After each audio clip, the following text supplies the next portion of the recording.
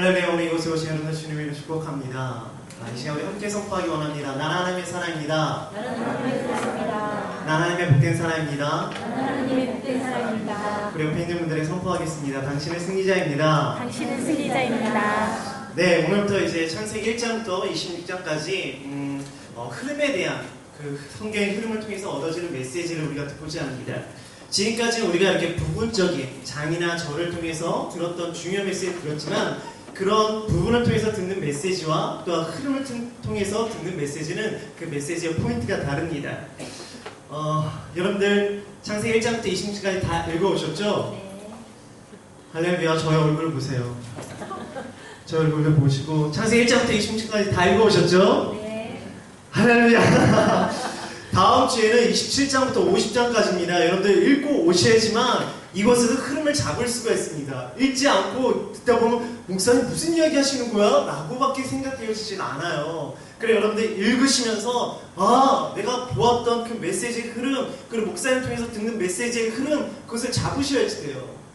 할렐루야. 아멘. 다음 주에는 27장부터 50장까지 꼭 읽고 오시길 주님으로 축복합니다. 아멘. 그리고 성경책 다 가지고 오셨죠? 네. PPT로 안 나갈까요? 그냥 제가 성경 보면 앞으로 나갈 겁니다. 그래서 성경에다 체크를 하시든가 아니면 메모지를 체크하시든가 제가 지난주에 말씀드렸죠. 성경책을 가져오시고 메모지를 가져오시라고. 할렐루야. 아멘. 네. 그래서 오늘의 말씀은 창세기 1장부터 26장까지입니다. 먼저 우리 창세기 1장 1절에서 3절까지의 말씀 같이 읽어볼게요. 시작. 태초에 하나님이 산지를 사방하시니라. 땅랑 하고 흙감이 있고 하나님의 영이 수면에 운행하시니라. 하나님의 이르시되 빛이 있으라 하시니 빛이 있었고. 예. 태초의 창조에 대해서 말씀하고 있습니다. 말씀은 창조한 것은 우리가 이것은 요한복음을 요즘 큐티하고 있는데 바로 로고스 신화, 바로 예수님의 말씀과 함께 하나님께서 창조하셨다는 걸 표현하고 있어요. 그리고 그 창조물에 대해서 하나님의 모든 표현들은 보시기에 참 좋았더라라고 성경은 계속해서 끊임없이 이야기하고 있습니다. 그리고 마지막에 누굴 창조합니까? 27절에서 28절을 읽어볼게요. 27절, 28절입니다. 시작. 하나님이 자기 형상으로 하나님의 형상대로 사람을 창조하시되 남자와 여자를 창조하시고 하나님이 그들에게 복을 주시며 하나님이 그들에게 이르시되 생육하고 번성하여 땅을 충만하라. 땅을 정복하라. 바다의 물고기와 하늘의 새와 땅에 움직이는 모든 생물을 다스리라 하십니다. 마지막에 하나님께서 창조한 것은 바로 사람입니다. 그리고 그 사람은 어떻게 창조하셨냐면 자기 형상대로 창조했다는 거예요.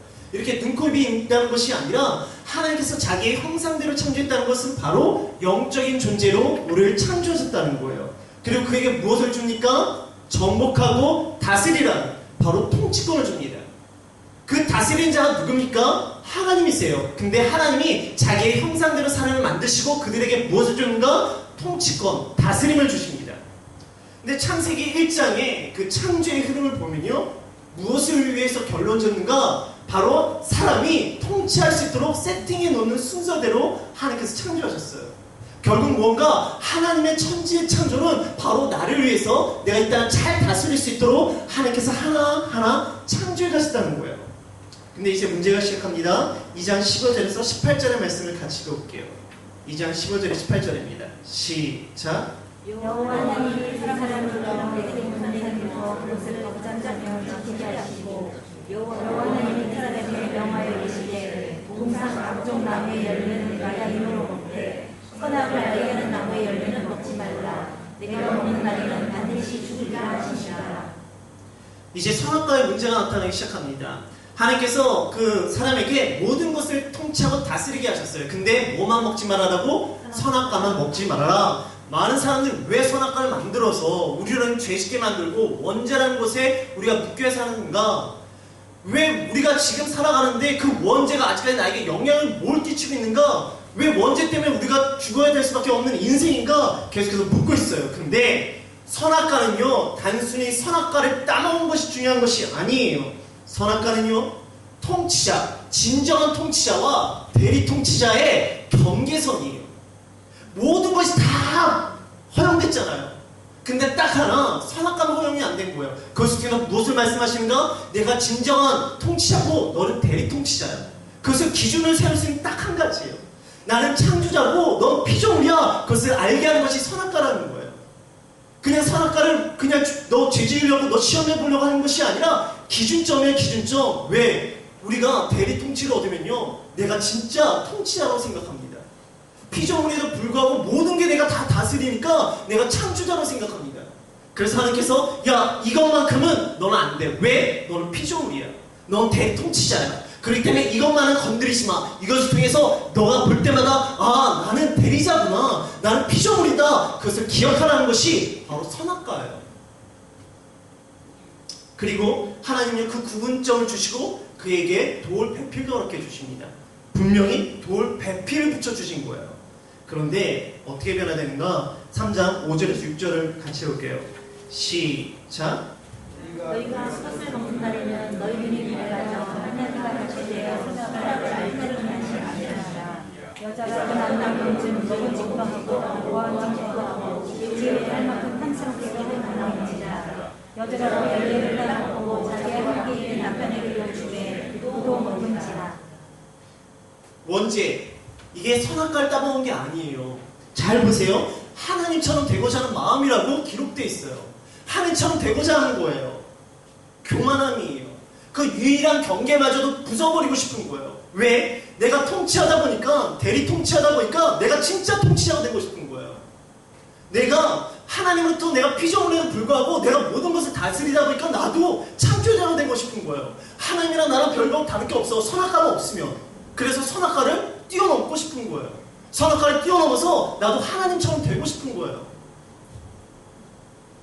그래서 그 원죄라는 것이 내가 단순히 선악과를 따먹어서 끝나는 것이 아니라 하나님처럼 되고 싶은 그 교만함, 하나님이 아닌 내가 이 땅의 주인이 되고 싶은, 이 땅을 진짜 다스리고 싶은, 내 몸의 주인이 되고 싶은 마음, 그것이 바로 원죄라는 거예요.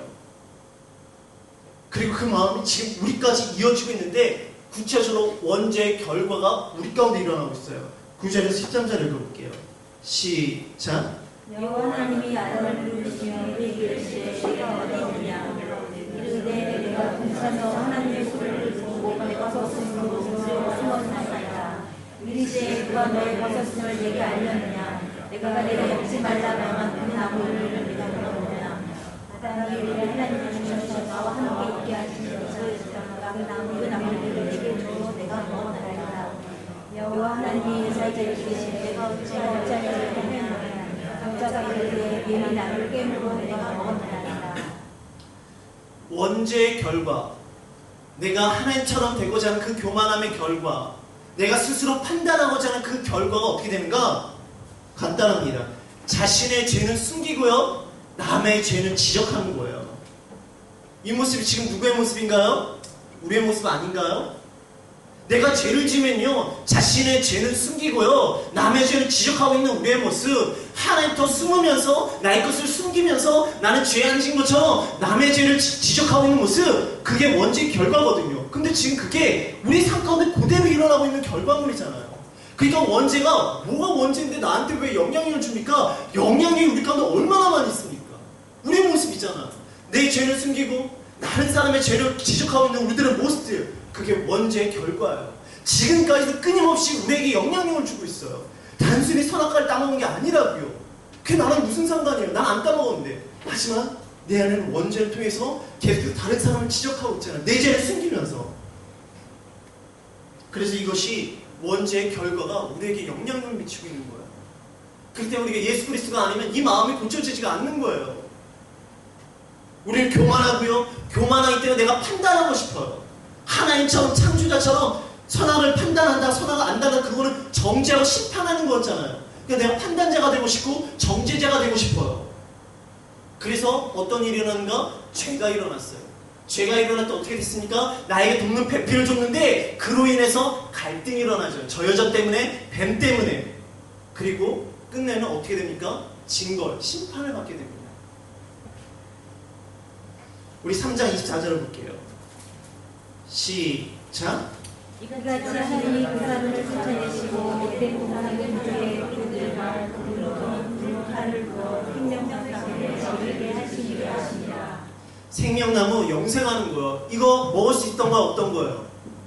먹을 수 있던 거였어요. 그런데 하나님 하나님께서 딱 하나 못 먹게 했던 거, 창조와 피조물을 구분시키고 그걸 딱 건드리니까 하나님께 영생나무도 못 먹게 하시는 거예요. 그것을 통해서 정령 죽으리라 당장 안 죽었지만 정령 죽는 인생이 돼버린 거예요. 그리고 생명 대신 예수 그리스도를 안 믿는 사람 특징이 뭔지 아십니까? 교만함이에요. 내가 내 인생의 주인이에요. 내가 판단하는 자예요. 이게 지금까지 계속 이어지고 있는 거예요. 창세기 1장부터 3장의 내용이 그저 창세기 1장의 3장으로 끝나는 것이 아니라 끊임없이 우리의 삶 가운데 연속적으로 영향력을 미치고 있는 거예요. 우리 4장 3절에서 7절까지 말씀을 읽어볼게요. 4장 3절에 7절입니다. 시작. 세월이 지난 후에 가인은 땅의 세상으로 짐을 삼아 여호와께 드렸고 아벨을 자기 아내 삼식기와 그 기름으로 드렸더니 여호와께서 아벨과 그의 짐을 받으셨으나 가인과 그의 짐을 받지 아니하신지라. 가인이 몹시 분하여 안색이 변하니 여호와께서 가인에게 이르시되 내가 분하여 어찌 되느냐 안색이 변하면 어찌 되느냐 내가 선을 행하면 다시 다스리지 못하겠느냐 선을 행하지 않으면 제가 명에 엎드려 있느니라. 죄가 너를 원하나 너는 죄를 다스리리라. 여러분 4장에 창세기 1장부터 3장의 내용이 끊어졌다고 생각합니다. 왜? 가인과 아벨의 사건이거든요. 그러나 창세기 1장부터 26장까지 끊임없이 계속 나오는 것은 이성적인 판단의 죄악이에요. 그것의 교만함. 교만과 판단과 죄악, 갈등과 심판이 끊임없이 이어지는 것이 창세기 1장부터 26장입니다. 근데 그럼 여기에 뭔 관계가 있는가? 예물과 사람이 분리된 것이 아니라 동일시되고 있어요. 예물이 안 받아지면요, 사람도 거부가 되는 거예요. 예물과 사람이 동일시되는 거. 그러면 하나님께서 드린다고 다 받으시나? 아니에요. 히브리서 11장에 가인의 제사를 어떻게 표현합니까? 아벨의 제사를 어떻게 표현합니까? 아벨의 제사는 믿음으로 드렸다고 표현하고 있어요. 믿음입니다. 예물과 사람이 동일시돼서 하나님께 드리는 것, 그것이 바로 믿음이에요. 그리고 고린도후서 9장 10절에는 우리가 인색하지 않게 억지로 하는 것이 아니라 즐거운 마음으로 드리는 것이 바로 예물이라고 이야기합니다. 누가 판단합니까? 사람이요? 하나님이 판단하시는 거예요. 하나님께서 판단하시는 거예요. 그래서 마가복음 12장에 예수님께서 뭐라고 이야기했어요? 과부의 두 랩돈 이야기 하시잖아요. 여러 사람들이 많은 돈을 냈지만 정말 진정한 헌금을 한 것은 누구냐? 과부의 두 랩돈이라고. 사람들이 보기에는 돈 많은 사람들이 드린 헌금이 크잖아요. 그러나 하나님이 판단하시기에는 그것보다 과부의 두 랩돈이 크다는 거예요. 판단자가 누구냐? 사람이 아니라 하나님이세요. 그러면 가인이 연락이 안 됐죠. 그러면 그걸 누가 거부한 겁니까? 가인의 제사를 하나님이 거부했다고 생각됐어요. 그런데 과연 하나님이 거부했을까요? 아니요. 하나님이 거부한 것이 아니라 가인이 거부한 거예요. 뭘 거부했는가? 하나님의 통치를 거부하는 거예요. 내가 왜 당신께 내 아이가 좋은 것을 드려야 됩니까? 기쁘지가 않은 거예요. 이건 내가 힘들어서 내가 고생해서 얻은 건데 내가 왜 당신께 드려야 됩니까? 하나님의 통치권을 거부하는 거라고요. 내가 내 건데 왜 내가 드려야 되지? 기분이 나쁜 거예요. 그러니까 믿음의 제사가 되지 않고 즐거움의 제사가 되지 않고 불신앙의 제사가 되고 억지의 제사가 되는 거예요. 하나님이 그를 거부하기 전에 먼저 그가 하나님을 거부한 거라고요. 그게 어떻게 됩니까? 죄를 다스려야 할 사람이 죄가 그를 다스리는 거예요. 우리가 하나님처럼 내가 판단하고 정죄하는 순간 죄를 다스려야 될 우리 인생이 죄가 나를 다스리게 된다고요. 그래서 넘어가는 게 5장이에요. 5장이 아담의 축복으로 쭉 이어지기 시작합니다. 그러면 어떻게 되는가? 죄를 다스려야 될 사람들이 죄로부터 다스림을 계속해서 반복되어지는 거예요. 단순히 그냥 족보가 여기 들어가는 게 아니라고요. 그 계속 반복되어져서 어떤 결과가 일어나는가? 6장 5절에서 6절이에요. 6장 5절에서 6절 같이 읽을게요. 시작. 여호와께서 사람의 죄악이 세상에 가득함과 그의 마음으로 생각하는 모든 일이 항상 악할 뿐임을 보시고 땅 위에 사람 지으셨음을 한탄하사 마음에 진심하시고. 이게 그냥 뜬금없이 홍수의 사건으로 되는 게 아니라고요. 그 4장에서 죄를 다스려야 될 사람이 죄의 다스림을 받으면서 사람의 족보를 하더니 이게 점점 커지는 거예요. 처음엔 작은 것이라 생각할 수 있고 한 사람의 죄악이라 생각할 수 있지만 그 한 사람의 죄악이 세대를 넘어서 어떤 결과를 일으킵니까? 죄가 완전히 그 세상을 다 다스리고 있는 거예요. 그래서 하나님께서 홍수의 심판을 선택할 수밖에 없었다는 거예요. 뜬금없이 족보가 들어가는 게 아니라고요. 죄의 그 결과들이 이런 결과가 났다는 것을 우리에게 보여주고 있어요. 그럼 우리 9장 1절에 6절의 말씀을 읽어볼게요. 9장 1절에 6절입니다. 시작.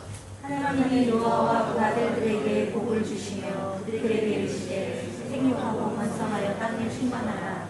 땅의 모든 짐승과 공중의 모든 새와 땅에 기는 모든 것과 바다의 모든 물고기가 너희를 의뢰하려며 너희를 무서워하리니 이것들은 너희의 손에 빚졌습니다. 모든 산동물은 너희의 먹을 것이 될지라. 채소같이 내가 이것을 다 너희에게 주노라. 그러나 고기를 그 생명되는 핏째 먹지 말 것입니다.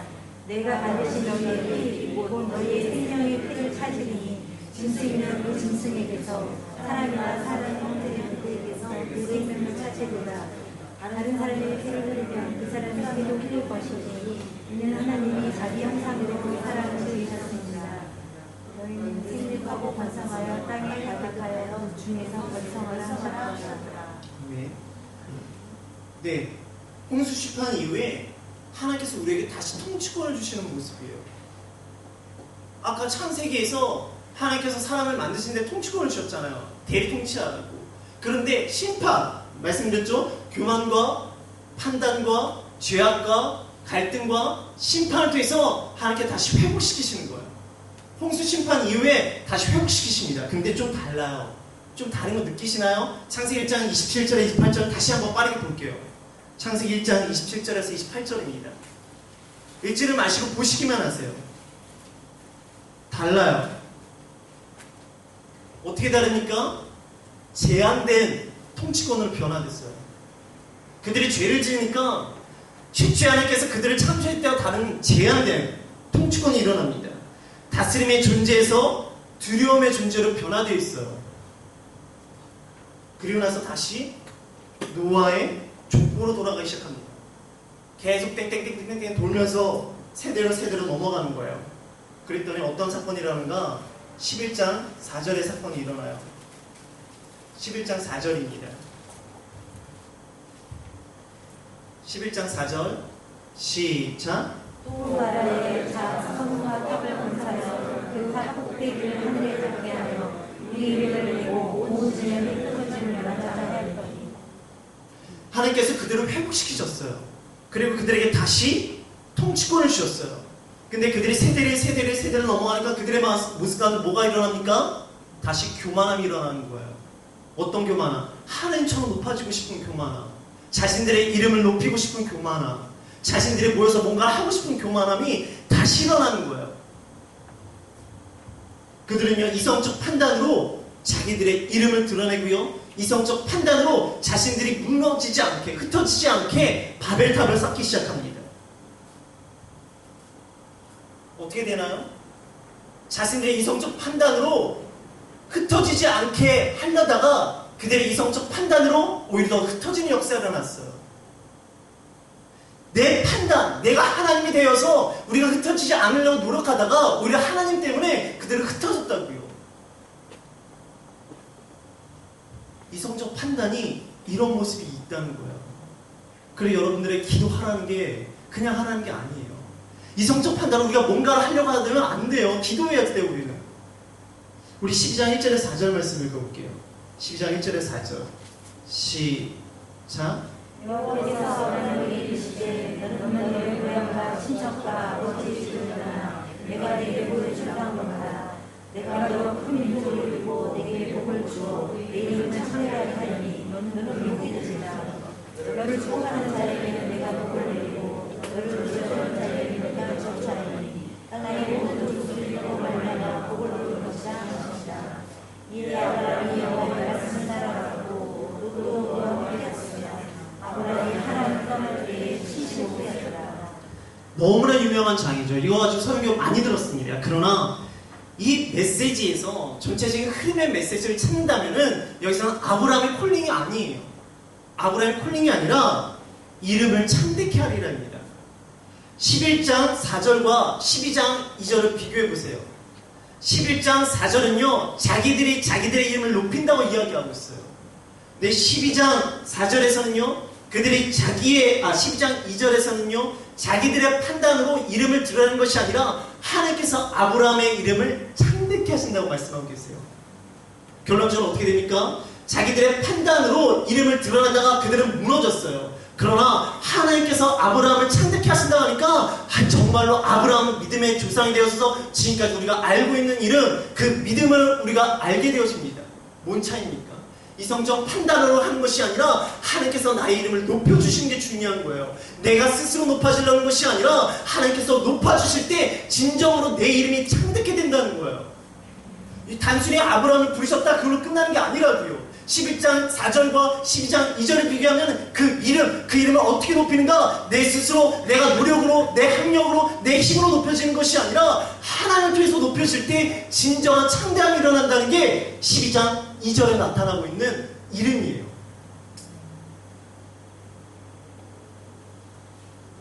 그래서 하나는 자기들의 노력으로 이름을 높이려고 했고 흩어지지 않으려 모으려고 했지만 아브라함이 홀로 있었어요. 그러나 하나님을 신뢰하고 믿으며 나아갈 때 하나님 그를 창대케 해뿐만 아니라 흩어진 게 아니라 하늘의 별과 바다의 모래처럼 만드신다는 거예요. 많은 사람들이 모여서 자기가 으쌰으쌰 해가지고 뭔가 하려고 할 때 다 무너졌지만 홀로 있는 자이지만 하나님께서 그의 이름을 높이시고 그 모습을 창대케 하늘의 별과 바다의 모래처럼 만든다는 거. 여러분 어떤 삶을 살기 원하십니까? 우리가 으쌰으쌰 모여서 우리가 이성적 판단으로 좋은 것 해서 멋진 거 만들어 놓자. 그러다 무너진 인생이 되시겠습니까? 우리 비록 없지만 하나님을 신뢰하기에 하나님께서 우리의 높인 이름을 높이시며 우리로 하여금 하늘의 별, 바다의 모래처럼 만드실 그 하나님께 통치권을 드리며 그 하나님이 판단하시며 그 하나님이 이끌어가실 그 인생을 살아가시겠습니까? 저는 우리들의 모습 가운데 내 스스로 이름을 높이는 자가 아니라 하나님을 통해서 창대케 되는 인생이 되어지기를 주님을 축복합니다. 아멘. 우리 18장 8절에 10절을 같이 볼게요. 8절에서 10절입니다. 시작. 아브라함이 없는 자와 부모와 아이의 유리한 송아지를 가져다가 그들 앞에 차렸고 나무 아브라함을 주셨으니 그들이 먹으니라. 그들이 아브라함에게 이르되 내 안에 사라가 없느냐 나답게 대답하게 일어나리라. 내가 반드시 네게로 돌아오리니 내 안에 사라에게 알게 되리라 하시니 사라가 그들이 정막에서 저를 들었다. 8절에서 10절 다 읽으셨나요? 네. 8절에 10절에서 예배를 통해서 여호와의 이름이 들어갑니다. 하나님께서 자신의 이름을 드높인다니까 아브라함이 룰루랄라 자기가 왕이다, 내가 통치자다, 내가 창조자가 된 것이 아니라 아브라함의 반응은 여호와의 이름을 높인다는 거예요. 아담의 잘못은 뭡니까? 하나님이 통치권을 줬더니 내가 통치자인 줄 알고 룰루랄라 하다가 심판받았어요. 근데 아브라함의 믿음의 조상이 될 수 있었던 모습은 내가 내 이름을 창대케 해줄게. 우와 내가 복의 근원이야. 하나님 당신이 복의 근원이 아니라 내가 진짜 복의 근원이야. 그게 아니라 그렇게 말씀해 주시니까 여호와의 이름을, 내 이름을 드러내는 것이 아니라 여호와의 이름을 드러내는 거예요. 중요해요. 우리는 하나님께 나에게 복을 주시면 내가 잘난 줄 알고 나를 드러내려고 해요. 아니에요. 아브라함이 믿음의 조상이 될 수 있었던 시초는요, 하나님께 그런 복을 주시니까 나를 드러내 내가 복의 근원이래. 그게 아니라 단을 쌓고 여호와의 이름을 드러낸다는 거예요. 하지만 이게 아브라함의 믿음의 시작이지 완성이 아니에요. 그래서 예배를 드렸죠. 예배를 드리면 어떻게 됩니까? 그 하나님을 예배했지만 그의 마음속에 두려움이 일어납니다. 이게 뭔가 예배와 삶의 분리된 모습이에요. 아브라함의 믿음의 시작은 예배와 삶의 분리였어요. 우리들의 모습이랑 동일하잖아요. 믿음의 조상 아브라함도 원래 이랬던 사람이에요. 하나님께 복의 근원이라는 약속을 받았지만 여전히 예배와 삶은 분리되어 있어요. 하나님의 이름을 높이지만 삶에서는 두려운 거예요. 우리 13장 3절에 4절을 볼게요. 13장 3절에 4절입니다. 13장 3절에서 4절입니다. 시작. 그가 내게로부터 길을 떠나 그들에게 이르며 그들과 이사이고 전에 장막했던 곳에 이르니 그가 처음으로 제단 쌓은 곳이라. 그가 거기서 여호와의 이름을 불렀더라. 이 자리가 어딘지 아십니까? 바로 12장에 아브라함이 단을 쌓던 그 자리예요. 그 자리에서 처음에 예배 드렸을 때는 예배와 삶이 분리되어 있었어요. 근데 두 번째 똑같은 자리에서 예배 드릴 때 그의 모습이 어떻게 되는가? 우리 8절에서 10절의 말씀을 같이 읽어볼게요. 8절에서 10절입니다. 시작. 아브라함이 롯에게 이르되 우리는 한 민족이다. 너는 내 별자나 내 별자나 서로 서로에게 하지 말자. 내 앞에 우리는 약속하지 아니하냐. 나를 떠나라. 내가 좋아하면 나를 보호하고 내가 보호하면 나를 조청하라. 이에 롯이 눈으로 요단 지역을 쌓은즉 수학까지 온 땅에 물이 넘어가니 여호와께서 소돔과 고모라를 멸하시기 전이었으므로 여호와의 형상을 보고 이를 땅과 같더라. 뭔가 똑같은 자리에서 처음 예배 드릴 때는 예배 드리고 나서 덜덜덜 두려움이 있었어요. 근데 두 번째는 똑같은 자리에서 예배 드렸는데 그는요 롯에게 우선권을 줍니다. 네가 좌하면 내가 우하고 네가 우하면 내가 좌하겠어. 롯은요 지금 홀로 단신이에요. 혹기예요. 아브라함이 챙겨야 돼요. 아브라함은 나이가 더 많아요. 그런데 그가 예배를 드리면서 이제는 예배의 삶으로 나아가는 모습이에요. 예배와 삶이 일치되어 가고 있어요. 내가 너에게 우선권을 줄게. 너가 먼저 선택해. 나는 그것이 중요하지 않아. 나는 예배하는 게 중요해.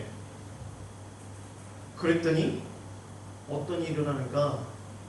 13절에서 14절입니다. 읽었죠?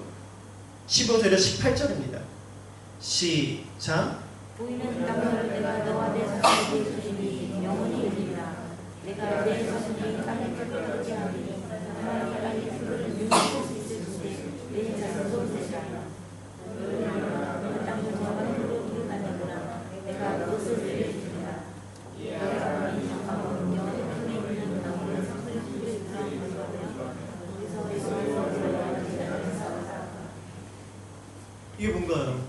예배와 삶이 일치되니까 하나님께서 그의 인생까지 뭘 주십니까? 뭘 선포하십니까? 복을 선포하고 계세요. 첫 번째 예배 드렸을 때 그가 예배를 드렸지만 그 다음에 두려웠잖아요. 그때 복의 선포가 없었어요. 그런데 두 번째 자리, 똑같은 자리에서 예배를 드리고 그가 예배의 삶으로 그에게 우선권을 주고 난 거기에 별로 관심 없어. 하나님에 관심 있어. 하니까 그에게 내가 너에게 그것을 땅을 줄 거야. 좋은 땅을 줄 거야. 채워줄 거야. 하나님의 복의 선포가 일어나는 거야. 그러니까 그가 즐거우니까 다시 예배를 또 드리는 거야. 이게 예배와 삶의 일치된 모습이에요. 내가 하나님께 소망을 두기에 세상에 소망을 두는 것이 아니라 하나님께 소망을 두면 하나님께서 채우신다는 거예요. 결론적으로 어떻게 됩니까? 인간의 눈으로 이성적 판단으로 에덴 동산 같았던 그 땅이 뭔지 아십니까? 소돔과 고모라예요. 그리고 내가 그거랑 상관없이 나 하나님의 소망을 두고 찾았던 땅이 우리가 알고 있는 적과 꿀은 땅 가나안 땅이에요. 롯이 갔던 땅은 소돔과 고모라 땅이 되어지고 그리고 아브라함이 갔던 땅은 적과 꿀이 약속의 땅 가나안 땅이 되어진다고. 뭐예요? 복의 선포가 이루어진 말씀이에요. 여러분들 예배와 삶이 되었을 때 하나님의 복의 선포가 일어날 줄 믿습니다. 그 복의 선포는 그냥 단순한 선포가 아니라 진정으로 이루어지는 선포인 줄 믿습니다. 아멘 좀 크게 하세요. 근데 14장 11절에 13절을 볼게요. 14장 11절에 13절입니다. 시작. 내 왕이 소돔과 고모라의 모든 재물과 양식을 빼앗아가고 소돔에 거주하는 아브라함의 조카 롯도 사로잡고 그 재물까지 노력하여 간다. 도망을 찾아와서 이브리 사람 아브라함에게 알리니 그때 아브라함이 정신없어 마므르의 수리에 거주하였더라. 마므르는 레스의 형제로 또 아내의 형제라. 그들은 아브라함과 동명한 사람이었더라. 아브라함의 그 조카가 아닙니다. 13절까지입니다. 예배 삶이 일어나면요, 여러분 기억하십시오. 고난이 찾아옵니다. 은혜가 있는 만큼 뭐가 찾아오냐? 고난이 찾아와요. 내가 은혜 받으면 내일이 잘 될 거라고 생각하지만 여러분들 수련회 끝마치고 집에 들어가면 뭐합니까? 엄마부터 대판 싸웠던 기억들이 있잖아요. 왜? 은혜 받으면 그 은혜를 무너뜨리기 위해서 사단이 꼭 그 상황 가운데 고난과 고통을 준다고요. 왜? 우리가 은혜 받아서 변화되는 걸 원하지 않아요, 사단은. 그래서 사단은 꼭 우리가 은혜 받고 뭔가 좋은 일이 생기고 믿음 가운데 응답받으면 그것을 무너뜨리게, 하나님께서 하신 것이 아니야 라고 생각드는 고난과 고통을 준다는 거예요. 지금 복의 선포를 받았어요. 그리고 그의 삶 가운데 많은 것들을 누리고 있어요. 근데 어떻게 했어요? 다 뺏겼어요. 뭐예요, 하나님? 다 준다고 했는데 왜 다 뺏겨요? 그럼 어떻게 됩니까? 나를 뺏어간 그 사람에 대한 원망이 일어나는 것이 아니라 하나님께 원망이 일어나. 하나님 뭐냐고요? 다 주신다는데 왜 다 뺏어가요? 여러분 많잖아요. 얼마나 많아요. 여러분들 기도하실 때 그렇게 기도했잖아요. 하나님 왜 다 가져가시냐고. 주실 때는 언제고. 그런데 사단은요, 그렇게 그 일을 통해서 우리를 하나님을 향한 우리의 마음, 우리의 믿음을 무너뜨린다는 거예요. 하지만 아브라함은 흔들리지 않았어요. 16절에서 18절입니다. 시작. 모든 뼈들은 진리가 자기의 가족과 그의 자식과 모분의 친척을 다 찾아갔어요. 아브라함이 그들 가운데 일반을 대모하여 그를 찾아주고 돌아오기에 그 왕이 자기 시간을 왕의 문제를 나와 그를 연습하였고 살레 왕 멜기세덱이 떡과 포도주를 가지고 나왔으니 그는 지극히 높은 하나님의 제사장이라. 다 뺏겼다가 어떻게 됐어요? 다 찾아왔어요. 여러분 기억하시면 사단은요, 우리 흔들 수는 있어요. 근데 무너뜨리지 못해요. 사단은요, 우리를 유혹할 수 있어요. 그러나 우리를 포기하긴 할 수 없어요. 근데 넘어지고 포기한 건 누구냐? 사단이 하는 것이 아니라 내가 하는 거였어요. 사단은요, 결코 우리를 무너지게 할 수 없어요. 근데 내가 유혹받고 내가 흔들리니까 내가 무너지고 내가 포기했던 거예요. 그러나 거기서 견디십시오. 하나님을 다시 붙잡으십시오. 하나님이 여전히 나와 함께 계신 걸 믿고 나갈 때 어떻게 된다고요? 다 참는다고요. 여러분 생각해보세요. 여긴 족장이에요. 근데 그들이 싸운 사람 누굽니까? 왕이에요. 족장과 왕들이 싸운 거라고요. 근데 누가 이겼어요? 아브라함이 이겼어요. 연합군하고요, 한 개의 족장들이 나가서 싸운 거라고요. 족장이 나가서. 이건 말도 안 되는 사건이에요. 이성적으로 판단했을 때 왕들이 이겨야 되는 사건이에요. 근데 믿음으로 나가니까, 그 하나님의 복의 선포를 믿고 나가니까 아브라함이 이기는 거예요. 그리고 나서 처음으로 11조가 등장합니다. 11조는요, 하나님 향한 예물이에요. 이 예물이 어떤 예물인가? 예배와 삶이 일치됨을 고백하는 예물이 11조예요. 내가 예배를 드렸습니다. 근데 예배의 삶으로 끝나는 것이 아니라 내 삶도 예배입니다. 그래서 내 삶 가운데 내가 얻었던 이 이익도, 내가 물질도 하나님의 것임을 고백합니다. 드리는 것이 11조라고요. 그래서 아브라함이요, 이제는 내가 예배와 삶의 일치를 내가 결단하고 그것을 주님께 드립니다. 드렸던 것이 열의 하나예요. 내 삶도 하나님의 것임을 고백하는 거, 그게 바로 11조예요. 많은 사람들이 교회가 돈이 없어서 일을 못한다고 합니다. 아니에요. 교회는 돈이 없어서 일을 못하는 게 아니에요. 교회는요, 복음의 열정과 겸손함을 섬기는 사람과 기도하는 사람이 없기 때문에 일을 못하는 거예요. 하나님이 그지입니까? 하나님이 그 집에서 여러분들 돈 달라고 하시는 것 같아요? 아니에요. 하나님은요, 하나님의 일을 하기 위한 하나님의 사람들, 복음의 열정, 겸손한 섬기는 사람, 기도하는 사람 있다면 그곳에는 하나님의 물질은요, 흘러넘쳐요. 왜? 교회는 하나님의 집인데, 하나님 창고인데. 근데 왜 우리가 돈이 없다라고 생각하며 그것으로 인해서 일을 못한다고 생각하나요? 우리 가운데 복음의 열정이 일어나면요, 우리 가운데 겸손한 섬김이 일어나면요, 우리가 기도하는 사람이 일어나면요, 교회는 그것을 가지고 일을 하기 시작하는 거예요. 예배와 삶이 일치되는 그 고백들. 15장 1절을 볼게요. 15장 1절입니다. 시작. 이후에 하나님의 말씀이 항상 중에 아브라함에게 임하시되 아브라함아 두려워하지 말라. 나는 내 강구에 오르되 내 주의 큰 상속이니라. 예배와 삶의 일체의 결단이 일어나자 하나님께서 채우신다는 이야기하시잖아요. 하나님 우리 것을 빼앗은 분이 아니라 채우시는 분이시라고요. 그리고 15장 6절로 넘어갈게요. 시작. 아브라함이 여호와를 믿으니 여호와께서 이를 그의 이름으로 여기시고.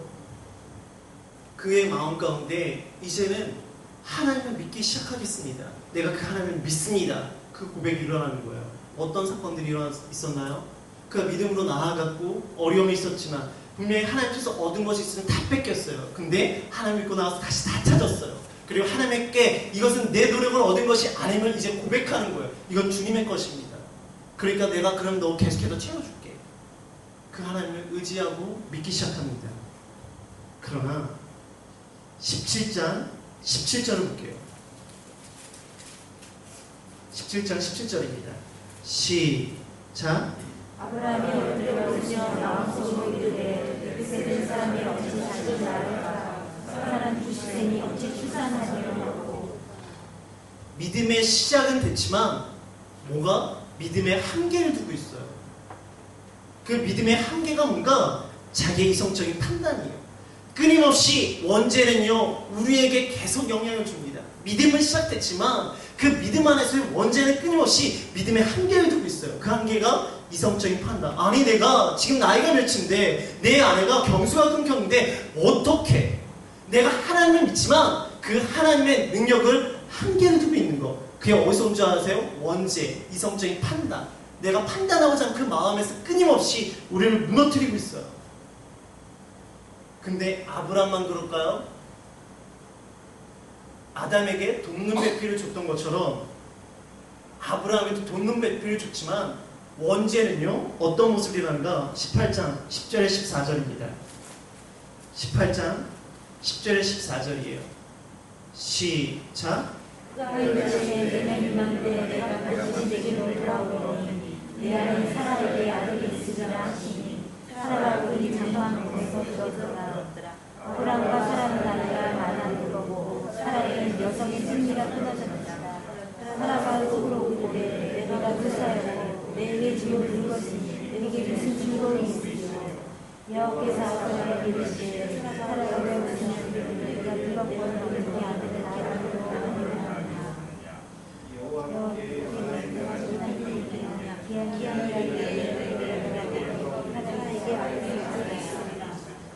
이성적 판단에 잠겨있는 아브라함을 도와줘야 될 사라 역시 원죄에 묶이 있다 보니까 여전히 이성적인 한계에 미쳐서 그도 웃고 있는 거야. 하나님의 말씀에. 이게 아브라함과 사라의 모습이 아담과 하와의 모습이랑 비슷한 모습이잖아. 이성적 판단으로 돕는 배틀이지만 하나님의 말씀으로 돕는 것이 아니라 그들이 유혹되고 그들이 이성적인 판단의 모습으로 쓰러지는 모습들. 우리 18장 19절의 모습을 읽어볼게요. 18장 19절 시작. 내가 그로 그 자식과 문성에게 명하여 여호와의 길을 지켜 의와 본도를 행하게 하려고 그를 택하였나니 그는 여호와 아브라함에게 하나님의 명령이라. 우리가 아브라함 보면서 아니 이런 사람이 어떻게 믿음의 조상이 될 수 있을까라고 생각합니다. 거기에 대한 하나님의 대답이에요. 아브라함이 뛰어나기 때문에 내가 그를 믿음의 조상을 만든 것이 아니에요. 하나님의 계획과 섭리였기 때문에 아브라함을 선택하신 거였어요. 그가 뭔가 대단하기 때문에, 그가 믿음의 고백이 있기 때문에, 그가 믿음의 선포를 하기 때문에 아니요. 하나님께서 내가 너를 통해서 이루겠다는 그 말씀을 이루시기 위해서 그를 이렇게 이성적인 판단과 한계를 가지고 있고 하나님의 말씀에 웃음에도 불구하고 기다리고 그를 통해서 이루시겠다는 거예요. 여러분들 여러분의 믿음이 좋아서 여기 있는 것 같아요? 아니요. 하나님께서 기다리셔서 이 자리에 오신 거고요. 내가 지금 이 모습은 여전히 하나님이 기다려서 여러분을 통해서 이루실 계획과 섭리가 있다는 거예요. 내 모습이 이렇다고 내 이성적 판단으로 내가 무너지고 쓰러지고 내 죄악이 일어나고 괜찮아요. 그러나 하나님은 여전히 나를 향한 계획과 섭리가 있습니다. 그럼 돌이키면 돼요. 다시 그 하나님께 나아가면 돼요. 우리 19장의 전체적인 모습은요, 여러분들 잘 아실 거예요.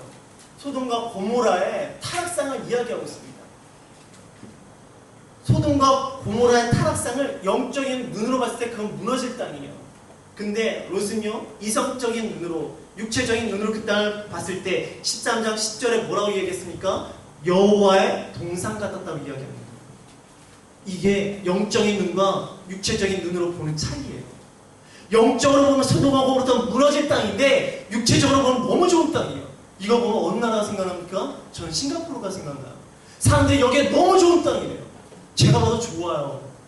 근데 정말 우리가 영적으로 보면서 이 땅 가운데 하나님의 나라가 있고 하나님의 정의가 있고 하나님의 공의가 있는가? 우리 여러분 기도하셔야 돼요. 아브라함이 기도합니다. 50명, 45명, 40명, 30명, 20명, 10명. 아니요. 왜 한 명까지 기도 안 하냐고요, 아브라함. 더 웃긴 건 제가 여기 체크 안 했지만, 여기는 따로 본문을 봐야 되는데 제가 체크 안 했지만, 사실 아브라함 기도하고 뭐 한 줄 아세요? 집으로 돌아갔어요. 아니 10명까지 기도했으면 어떻게 해야 돼요? 소돔과 고모라 가서 10명 찾든가 전도하든가 해야 될 거 아니에요. 근데 그냥 집으로 들어가요. 이게 우리들의 모습이에요. 우리의 한계예요. 싱가포르 딸이 열심히 기도하죠. 기도한다 여러분 어떻게 하십니까? 정말 그 사람들에게 복음을 증거하게 갑니까? 죄송해요. 제가 혼내는 것 같아요. 아유. 저도 안 하고 있어요. 죄송해요. 저한테 혼내는 거예요. 우리가 싱가포르에 연합을 위해서 기도한다고 하면서 정말 연합을 위해서 뭐가 있나요? 가서 자요. 저도 그래요. 죄송해요. 제가 그래요. 그러면 망하는 거예요. 소돔과 고모라가 영적으로 타락해서도 망했지만 저는 아브라함 때문에도 망했다고 생각해요. 그렇게 기도했으면 한 명까지 더라도 기도해보지. 하나님이 한 명이라면 무너뜨리겠어요? 예레미야 보면은 이 땅에 나를 위해서 이 성을 위해서 기도하지 한 명이 내가 찾는 없어도 내가 이 성을 죄송해요. 흥분했네. 멸한다는 이야기하고 있어요. 여러분들 기도하시고요. 기도하시면요 그 사람 찾기 위해 나아가십시오. 아멘. 아멘. 19장 29절의 말씀 볼게요. 19장 29절입니다. 29절입니다. 시작. 하나님이 그들의 성을 멸하시되 롯이 여자를 성을 없으시되 하나님이 아브라함을 생각하셔서 롯을 없으시면서 내보내셨다. 하나님이요 아브라함 생각해서 롯의 식구들만 생각하는 거예요. 만약에 아브라함이 그 소돔과 고모라 땅 가서 막 사람들이 증거했다면 요나서 봐요. 별로 하고 싶지도 않은데 대충대충 전했더니 어떻게 됩니까? 그들이 회개하고 하나님께서 그 땅을 멸하지 않으셨어요. 그런데 아브라함 기도만 하고 끝내니까 그저 아브라함 생각해서 롯의 식구만. 근데 저는 이것도 되게 귀해요. 이것에는 한 사람을 통해서 이웃 땅에 있는 몇 사람을 살릴 수 있다면 그것도 귀해요. 여러분들 마음 가운데 온전히 하나님의 모습을 통해서 여러분을 통해서 구원의 역사라는 주님을 축복합니다. 얼마나 귀합니까? 그러나 더 귀하길 원합니다. 더 많은 사람 여러분을 통해서 하나님의 나라에 예수 그리스도의 구원의 역사에 동참하길 원합니다. 근데요 참 속상한 일이 또 일어나요. 19장 32절입니다. 시작. 우리가 우리 아버지를 말씀하시게 하고 묻지마요. 우리 아버지를 말미암아 영을 만들고 심판당이 있어요. 그런데 여전히 하나님께 묻지도 않고 지금 상황에서 이성적으로 판단합니다. 우리가 계속해서 가족을 만들어야 돼. 그래서 하지 말아야 될 짓을 했고 결론적으로 그 두 아들이 나오는데 두 아들이 이스라엘을 평생 괴롭히는 두 민족이 나옵니다. 이게 이성적 판단의 결과물들이에요. 창세기 1장부터 26장까지 이성적 판단으로 끊임없이 잘못된 결과물들을 계속 보여주고 있어요. 아담과 하와가 이성적 판단으로 잘못된 것을 원죄가 시작됐고요. 끊임없이 이성적 판단을 통해서 무너지는 사건들이 계속 나오고 있잖아요. 20장 1절에서 2절의 말씀을 볼게요.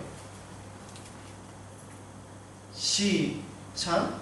아브라함이 거기서 내게 땅도 옮겨가 가데스와 술 사이에 거하여 이에 사람을 자기 밀당에 쓰고 아브라함은 아비멜렉이 사람을 보내어 사람을 데려갔다. 아브라함이 또 무너지는 거예요.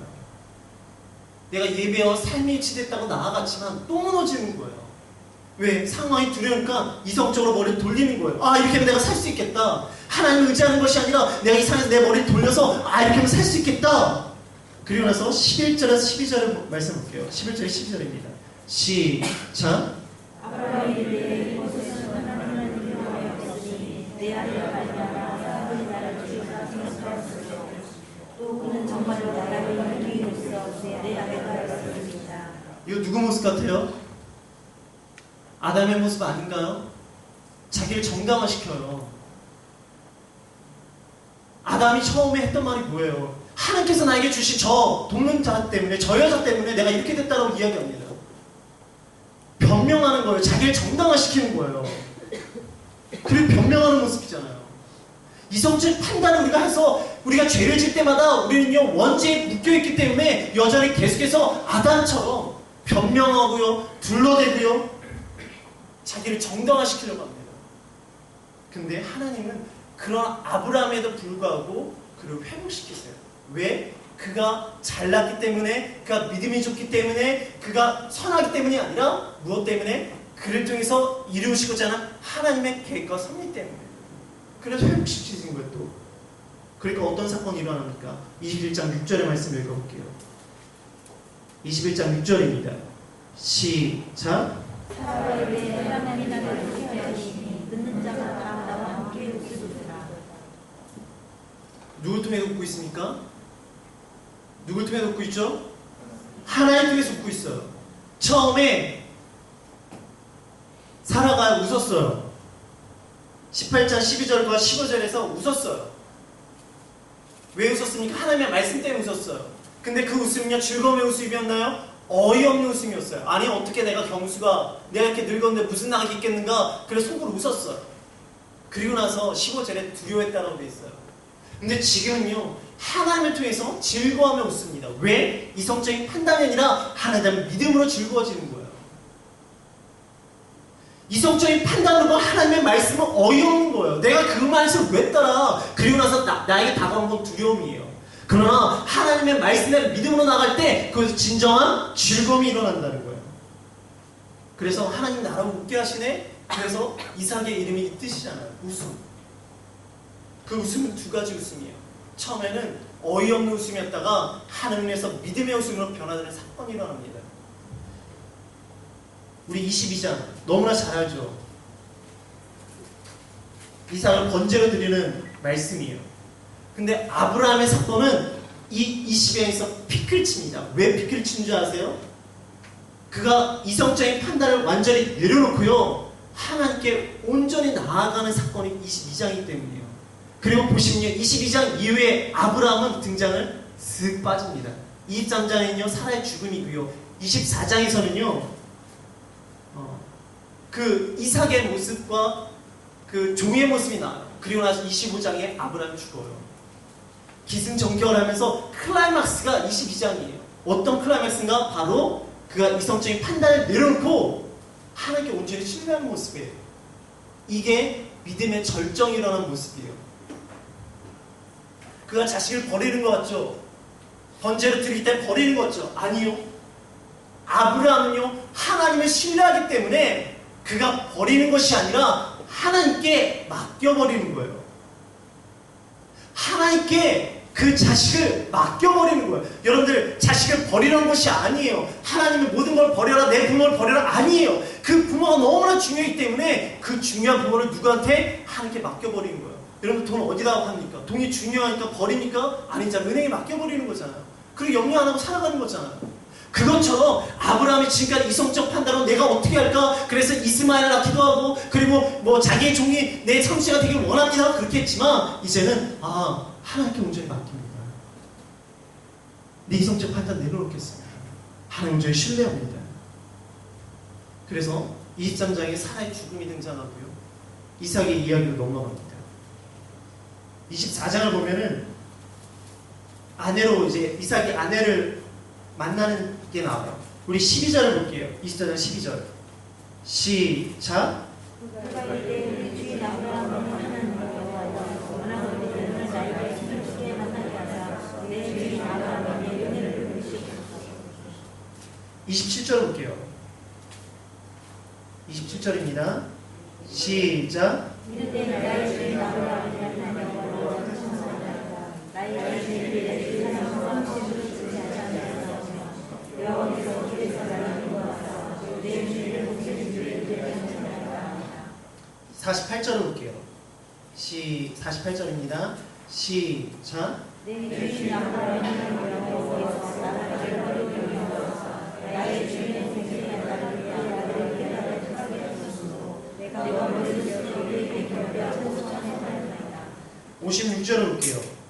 6절입니다. 시작. 그 사람이 저에게 나를 가르쳐서 여호와께서 저에게 형을 주셨으니 나를 보며 내 주님께로 돌아가게 하소서. 이 사건에는 아브라함 등장하지 않아요. 근데 어떻게 나옵니까? 종이 내 주인 아브라함이 믿는 하나님, 아브라함이요 믿음의 피치를 치니까 이제 종이 자신이 섬기는 그 주인의 하나님을 고백하면서 그가 하나님께 섭리하시는구나 라고 고백하는 거예요. 이게 믿음의 피치를 친 사람의 주변에 일어난 사건이라고. 자기 아브라함 등장하지 않아요. 그리고 그 다음 장에 아브라함 죽어요. 근데 그 피치를 치고 죽는 사건 가운데 아브라함은 뭐 기록이 없어요. 근데 그의 이름이 등장돼요. 누굴 통해서? 주변 사람을 통해서. 이게 믿음의 피치를 친 사람의 모습이에요. 여러분의 가정에 메이드가 있는 분들 계시죠? 어떻게 되냐고요? 여러분의 믿음이 이성의 판단을 내놓고 하나님을 온전히 신뢰할 때 여러분의 그 메이드가 내가 섬기는 주인이 믿는 하나님, 내가 그 하나님을 통해서 이 길을 걷고 있습니다. 그 고백이 나와야 된다고요. 이것이 믿음의 빛을 친 사람의 삶 가운데 일어나는 변화입니다. 저는 저와 여러분의 삶 가운데 이런 변화가 일어나길 주님을 축복합니다. 나는 드러나지 않지만, 내가 어떤 걸 하지 않지만 그 믿음이 흘러나가는 역사들. 25장 아브라함의 죽음이 일어나요. 그러면서 25장 21절을 볼게요. 25장 21절입니다. 시작.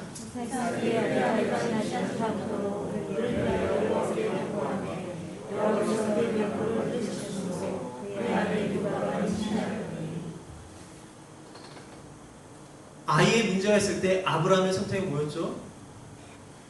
내 종이었어요. 처음에는 내 종이 상속자가 되기 원합니다.